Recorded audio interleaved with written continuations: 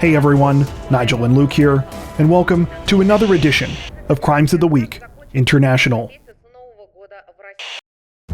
Before we get to today's video, we're excited to announce that our official Patreon page is now live. Patrons will receive exclusive extended editions of each one of our Crimes of the Week and Crimes of the Week International videos. So if you want even more crime news coverage, head over to patreon.com/crimezone.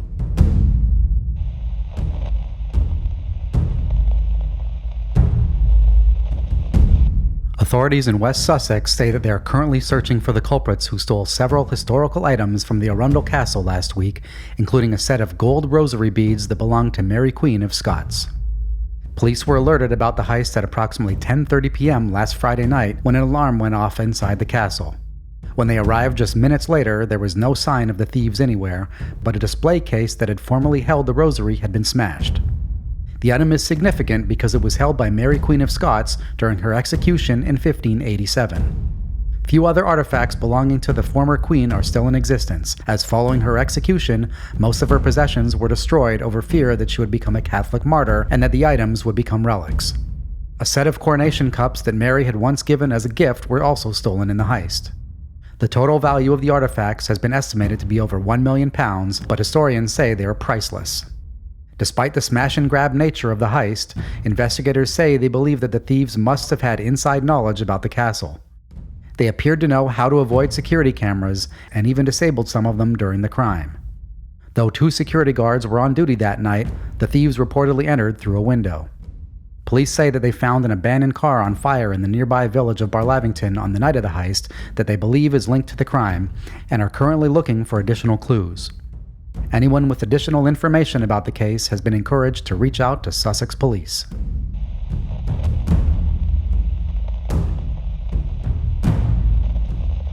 This week, authorities in Brazil announced that they had arrested an escaped Italian fugitive who is the suspected head of one of the most notorious criminal organizations in the world.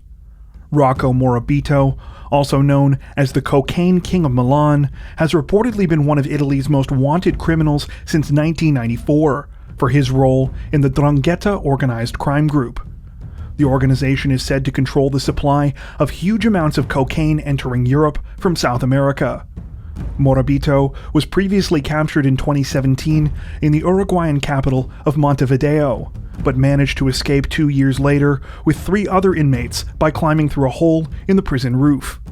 Morabito was arrested at a hotel on Monday in the city of João Pessoa in northeastern Brazil.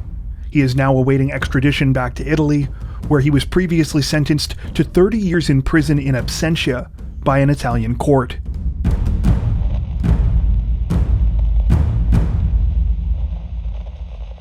Authorities in Queensland say they arrested 7 teenagers on Thursday after dangerous car chases involving 2 separate vehicles along the Gold Coast.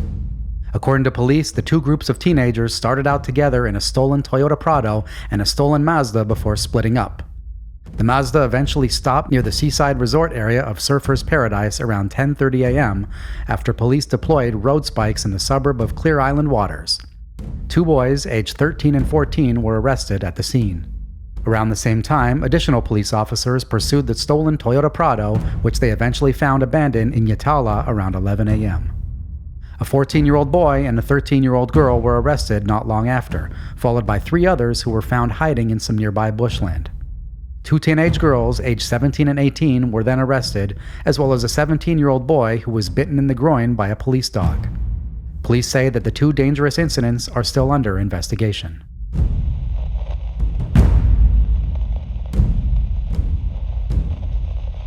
A South Korean man has reportedly been sentenced to 10 months in prison this week after he was caught writing thousands of fake restaurant reviews for money on the country's most popular food delivery app, known as Baemin.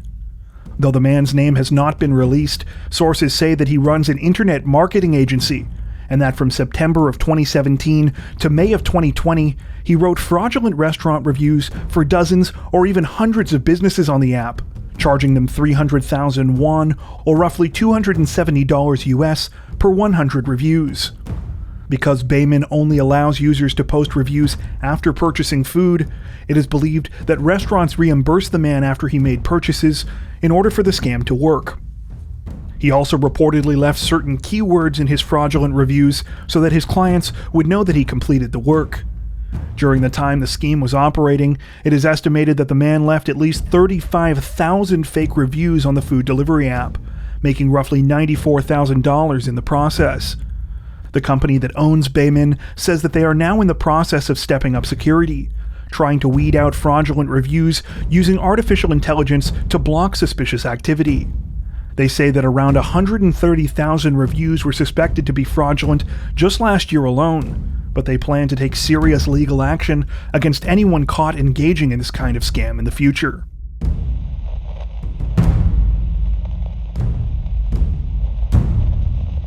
Delhi police say that they have finally arrested wrestler and two-time Olympic medalist Sushil Kumar more than 3 weeks after he was implicated in the death of another wrestler.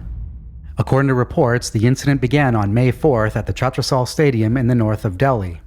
At some point that night, a brawl broke out between two groups of people, one of which consisted of Kumar and his friends, and another that included wrestler Sagar Dhankar. Dhankar was severely injured in the attack and reportedly died of his injuries the following day in the hospital. When police took statements from numerous witnesses, they became aware of Kumar's involvement and the wrestler went on the run. After moving around for more than 3 weeks, he was eventually tracked to the village of Mundka and arrested.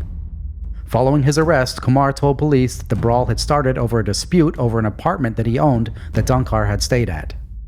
He claimed that he never meant to kill the man and only wanted to teach him a lesson so that no one would mess with him in the future or consider him weak.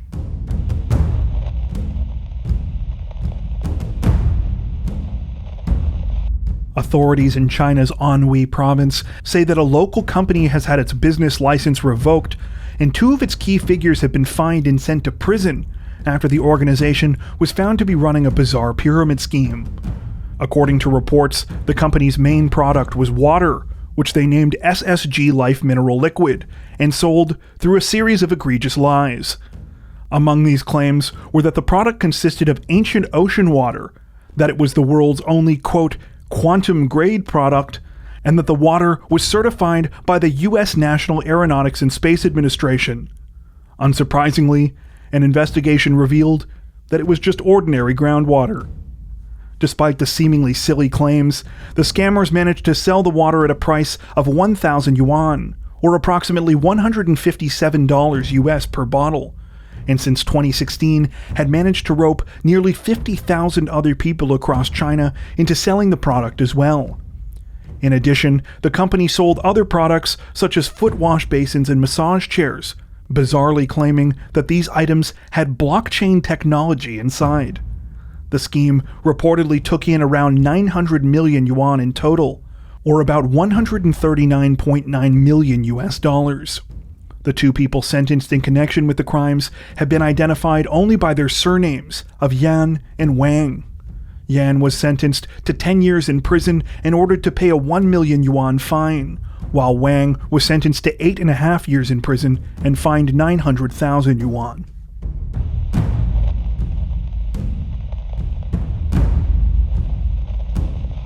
Authorities in Japan's Fukushima prefecture say that they have arrested an elderly man this week on suspicion of the brutal attempted murder of his wife. According to reports, at approximately 2:45 p.m. on Tuesday, a neighbor of 72-year-old Masao Honda and his wife noticed black smoke rising from their 2-story wooden house.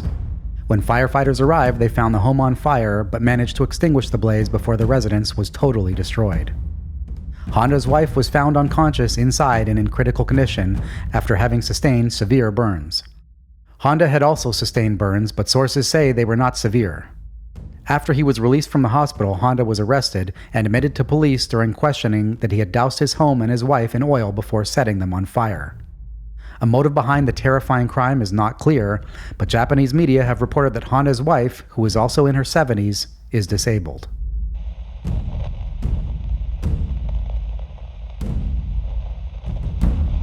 Representatives from Italy's Carabinieri police announced that they have arrested 3 people on Wednesday, following a devastating cable car crash that took the lives of 14 people. The incident took place last Sunday on a cable car line that connects the resort town of Stresa on Lake Maggiore to Matarone Mountain. At approximately 12:30 p.m., as one of the gondolas neared the end of its 20-minute journey up the mountain, a cable snapped and the gondola fell 65 feet to the ground, killing almost everyone on board. The sole survivor is said to be a 5-year-old Israeli boy whose father managed to shield him from the impact with his own body. Adding further weight to the tragedy, as authorities began to investigate the crash, they realized that there was more to it than simple mechanical failure. Police alleged that the emergency brakes of the gondola were purposely disabled, and that a fork-shaped clamp had been placed on the system to stop it from operating. This had supposedly been done because the brake system had not been working properly prior to the accident, and kept kicking in when it wasn't supposed to. In order to keep the cable car running and avoid delays, the brake system had been tampered with. Though the 3 men who have been arrested have not yet been named, they have been identified as 2 managers and a director of the company that manages the cable car line. The men allegedly knew that the brake system had been tampered with, but believed that the cable carrying the gondola would never snap. While the exact cause of the cable break is not known, due to the disabling of the emergency brakes, the gondola was sent speeding backward at the time that it snapped. It reportedly reached speeds of over 60 miles per hour before being catapulted off of its support wires. The 3 men arrested this week could soon face charges of involuntary manslaughter and negligence. That brings us to the end of this edition of Crimes of the Week International. If you're a fan of the new series, don't forget to tell us in the comment section below. While you're there, make sure to subscribe to Crime Zone for more true crime content like this, making sure to hit the notification bell to stay up to date with our latest videos. Thank you for watching.